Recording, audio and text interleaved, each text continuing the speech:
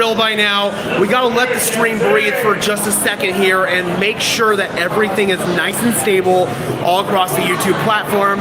I'm sitting here in the elevator hall right now, waiting for my elevator as the Denver Broncos pick up their 8th win on the season, 41-32 over the Cleveland Browns. We already got Devin in the house. Good to see you, man. It says crazy one. I'm going to say right off the bat, that is the best football game I have ever witnessed in person. I have been to every non-COVID Broncos home game since 2018, and that is easily the best game I have ever witnessed in person.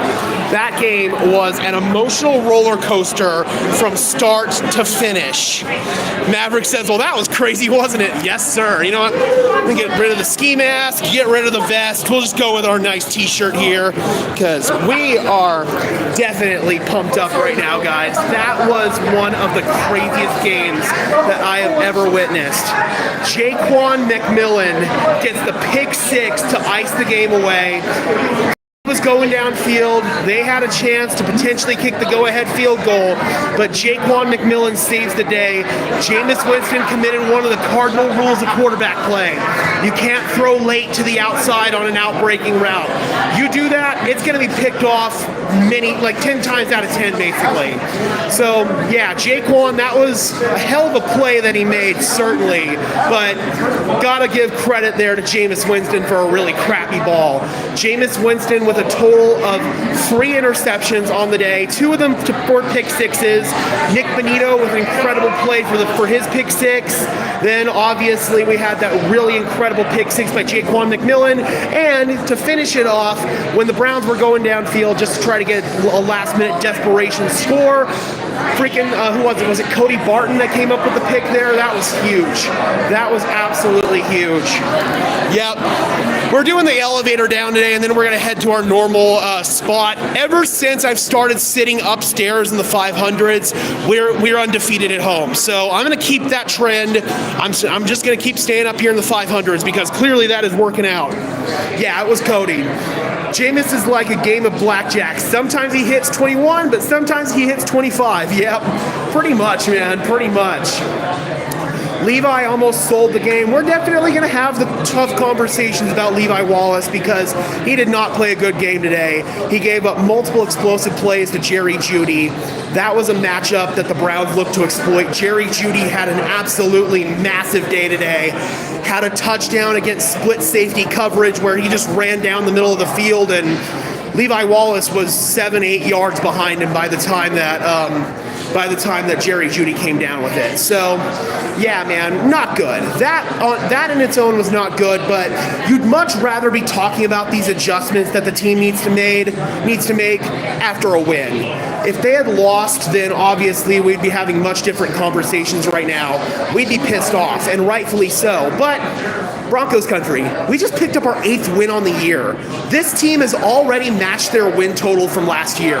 They're 1 win away from their first winning season since 2016. And realistically, they're only about 1 or 2 more wins away from clinching a playoff berth. Huge Broncos country. We had moments where this game could have very easily gotten away from us. Cleveland was driving downfield. They were up 10-7, and they had a chance to go downfield and score again. What happens? Nick Bonito pick six that just changes the entire momentum of the game. It swung it completely the other direction, and the Broncos did let the Browns back into the game at various points, certainly. But at the end of the day, Denver made the big plays when it matters most. That's all I care about, man. Yep. Almost dead. We almost lost the game too. I was hearing on the radio. Yeah, man, it was definitely not the best performance today from the Broncos. But again, we'd much rather be having these conversations after a big win. And you know what this was? This was a big win, Broncos country. To be able to stay in a plucky, fluky game like that, where all kinds of weird plays were just going in the Browns' favor. You think about the drive where the Browns went downfield to take the lead. There were 2 missed penalties. There was a false start that was missed. I believe it was a face mask or some other plucky kind of penalty that was missed that quite frankly should have put the Broncos in position here, or that should have put the Browns in position to win this game. But ultimately, Denver capitalized on the Browns' mistakes. Bronco fan says, I'm cutting Levi right now. I'm gonna slip in. Yeah, I think I'm gonna make it. Can we put it in? Sure. Just made it in. This elevator's packed like sardines right now. Find my little corner here and try to survive. I'm in the way. Oh, sorry. Should be out now. Okay, we are going down to our normal post-game spot, Broncos country. Thank you. Sorry, guys. The Wi-Fi is probably not the best here in this elevator. Oh, we're on the club level right now. All right, everybody's getting out. We got all three. Everybody out? Are you guys going up? We're going down. Okay, sorry about that, guys.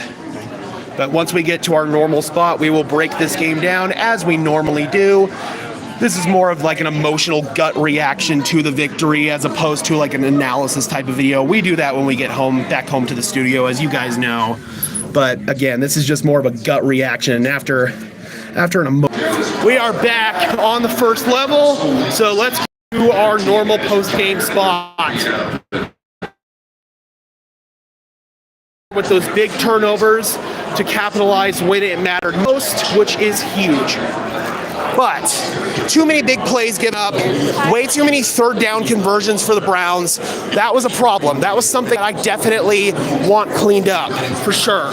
But again, man, when your defense goes out there and they basically get picked apart without their number 2 corner, you just got to survive at that point. And that's what Denver did. They managed to survive. Bronco fan says we found another one. Maverick says Jaleel McLaughlin. Yes, absolutely. Absolutely, man. I thought that the run blocking in this game was so much better than in previous outings, and ultimately Jaleel McLaughlin really took advantage of it. Audric Estime had an... Yep. So now we enter the bye week, Broncos country, and we enter the bye week with 8 wins, 5 losses. 3 games above 500. Denver still holds a very comfortable lead in terms of the race for the wild card. That's what a win like this will do for you. Now, you don't have to worry about Indianapolis. There was a chance that if you had lost this game and then played Indianapolis and lost to them, you would have given them the wild card spot. But now, Denver has avoided that problem because they were able to find a way to win. That's what good teams do, Broncos country. Even when they're not playing their best ball, they found a way to win. Key players, Jaquan McMillan, Bo Nix stepping up and making some big-time throws once again. It's very clear at this point, Broncos country. It's very clear that we have found our franchise quarterback. So, huge. Oh, thank you. Appreciate it. Okay. Almost lost my ski mask. That would have sucked. I love my ski mask.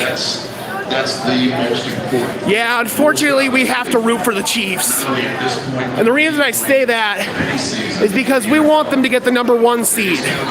We want them to get the number 1 seed before we play them in Week 18. Because we want them to sit their starters. We'll be rooting for the Chiefs. But again, man, if they do sit their starters in that game, then that's good news for the Broncos. But granted, Denver's now got an opportunity to possibly pass the Chargers in the division. But ultimately, I think your most direct path to getting into the playoffs at this point is if you get through the 7th seed. So, yeah, ultimately, I do believe that that's going to be the most direct path for Denver in terms of making their playoffs this year. Bronco fan says, we want the Steelers, not the Bills. Understandable. I know a lot of Broncos fans want the Steelers. They want the Russell Wilson revenge game. I get it. I do get it. But for me, it's like, I just want to get there. I just want to go to the playoffs, Broncos country. That's all I want. I don't care what happens when we get there. I don't care if we lose when we get there. At the end of the day, as long as you made it there, for the first time since the Super Bowl season, first time since the 2016 calendar year, the Broncos making the playoffs this year would be huge. It would basically be ahead of schedule for where the Broncos were expected to be this year. Remember, the over-under for this team was set at 5.5. They have now passed that by multiple games. Thank you guys for bearing with me here in this long walk. We are finally here at the charging station. Boom. All right, Broncos country, bear with me here for a second.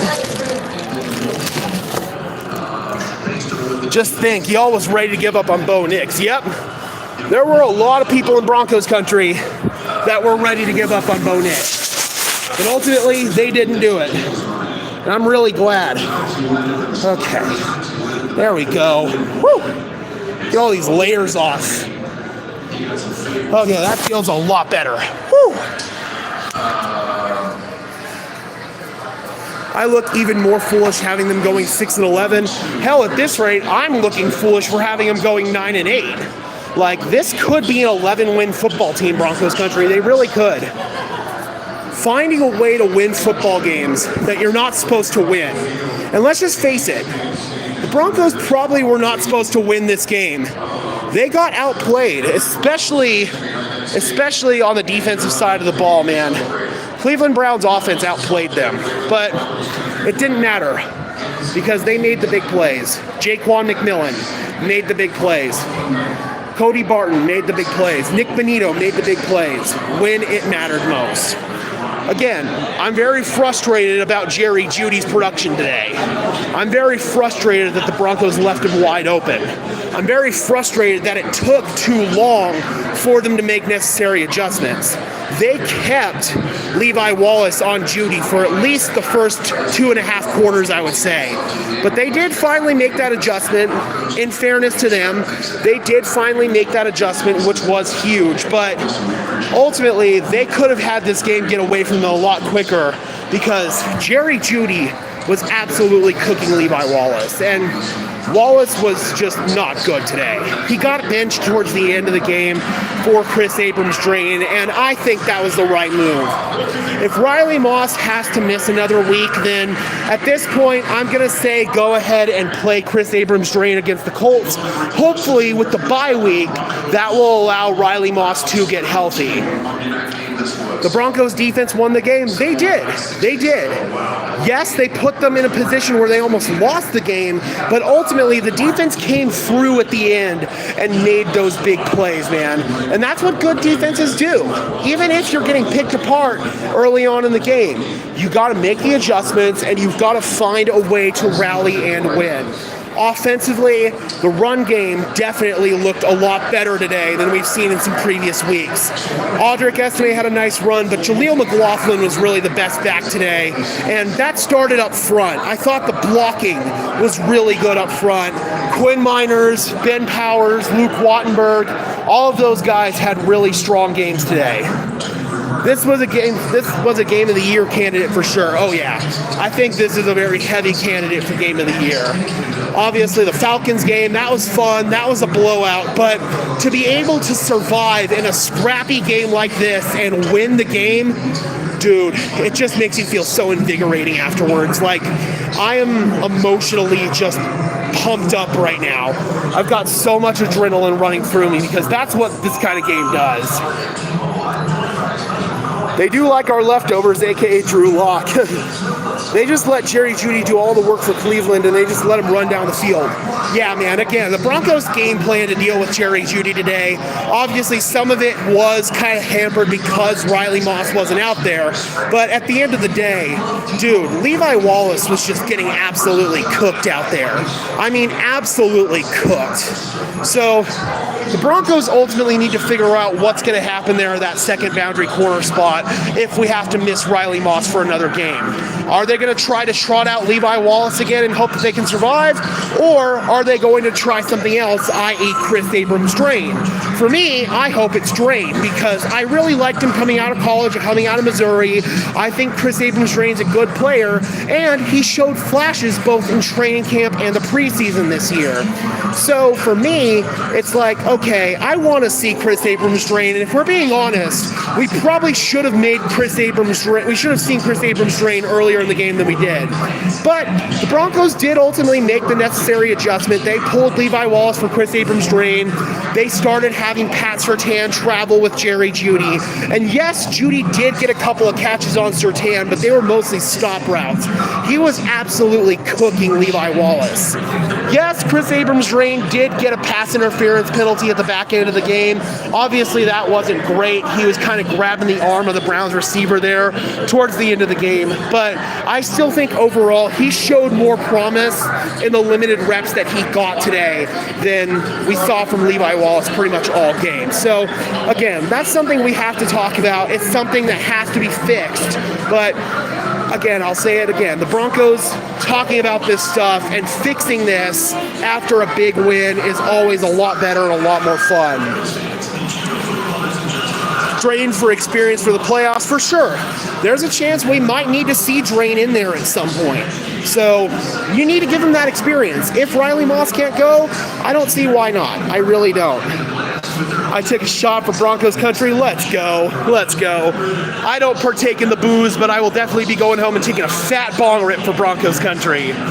DB says, don't forget to like and subscribe. Absolutely. Please be sure to like this stream as well as subscribe to the channel. It's free. It's easy. It only takes a second, and it helps me bring in-person coverage from Empower Field at Mile High. That's how I pay for these tickets. So if you guys like my in-person coverage here at the stadium, please be sure to like the video as well as subscribe. It really does help me out, and it really does help. So yeah, guys, please do that. That PI on Abrams was garbage. How the F can the receiver step on to keep the defender from getting the ball, but the defender can try to fight to get it there? What they got him on was he constricted the receiver's arm. He grabbed the receiver's arm like right here and he pulled him down. So that's what they got him for, was that he had constricted the receiver's arm and his ability to catch. But overall, man, I thought, again, Drain had a lot better showing today in his limited action than Levi Wallace did. Maverick says, Levi Wallace looked like Kyle Fuller from 2021. Yeah, I'd say that's an accurate description. He was giving up pretty much everything. Oh.